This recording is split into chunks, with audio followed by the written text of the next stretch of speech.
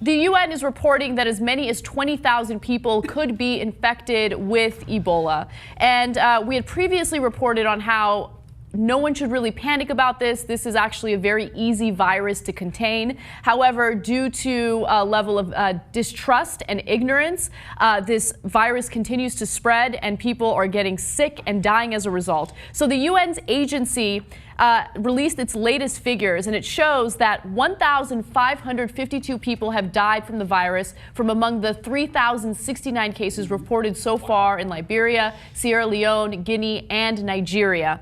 The actual number of cases in many hard-hit areas may be 2 to 4 times higher than that. That suggests there could be up to 12,000 cases already. Now, let me tell you why it's so difficult to contain it at this time.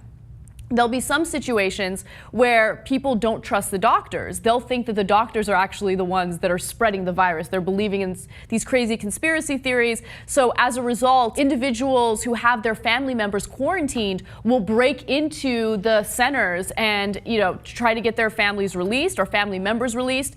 There are looters who go in there and they literally steal mattresses, sheets, and pillows.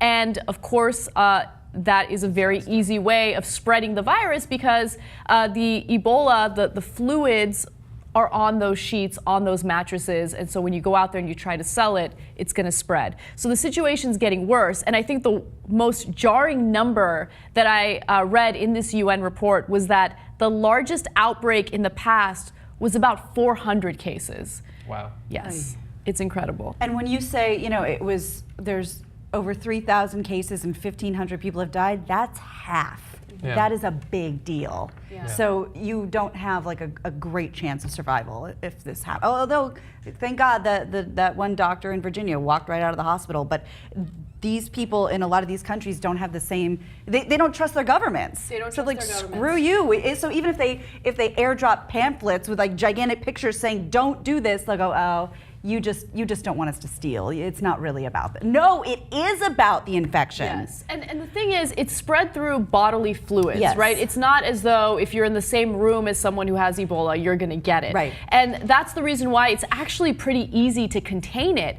But due to the lack of trust and due to the looting that's taking place, it's really difficult for them to contain it. Yeah. And let's bear in mind too, I mean, we said, they obviously have some misconceptions about how it spreads and that sort of thing, but we also had Donald Trump tweeting, don't let any of the aid workers back in the United States if they've been in contact with these people, like spreading across social media his lack of understanding about the disease. Yes. I don't tell him how to go bankrupt, so he shouldn't be telling everyone else how to do science things. That's true. That's a very good point. Now, it is good that they do apparently have a long-term plan to contain it and how to feed the people that have been displaced by it and all that. It obviously requires an incredible amount of money. I hope the United States is forthcoming in helping with that. Yeah, so we'll get to that in just a second, but one other thing that I do want to mention is the fact that some major airlines have stopped all flights to the affected areas. Air France is one of them, and that's actually a really bad way to deal with the situation. I can understand why they would do it, the thinking behind it. You don't want to spread it to European countries,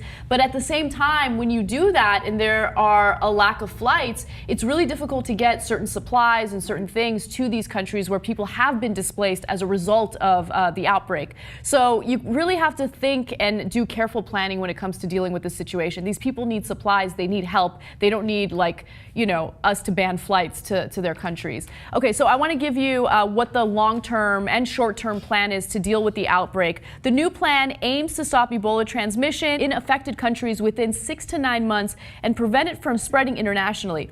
It calls for $489 million over the next 9 months and requires 750 international health workers and 12,000 national ones. So it is going to take a considerable amount of money, a considerable amount of supplies, and a considerable amount of healthcare providers to go in there, gain the trust of the communities there and stop this from spreading. But what an investment. I mean, that's a lot of money and that's a lot of workers, but that is nothing compared to, the science fiction horror movies we see when people ignore this stuff and then it goes global and then we all die. Yeah. So you might as well just contain it now, spend the money and get it over with. Absolutely. I mean, if ever there was foreign aid that is justified, this is a case.